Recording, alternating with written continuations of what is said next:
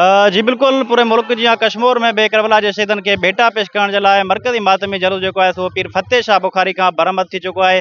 मां खे ॿुधाईंदो हलां त मरकज़ी मातमी जलूस में हर पासे खां या हुसैन जूं सदाऊं बुलंद आहिनि। हिन मातमी मरकज़ी मातमी जलूस में हज़ारनि जे तादाद में जेके आहिनि सो मोमिन ऐं मोमिनीन शरीक आहिनि। हीउ मरकज़ी मातमी जलूस मुख़्तलिफ़ रोड रस्तनि खां थींदे अलमदार चौक ते पहुचंदो, जिथे ज़ुहर निमाज़ अदा करण बाद ज़ंजीरदानी कई वेंदी। मां खे ॿुधाईंदो हलां त ॾाह मलाराम जे हवाले सां सिक्योरिटी जेका इंतज़ाम आहिनि उहे इंतिहाई सख़्तु कया विया आहिनि।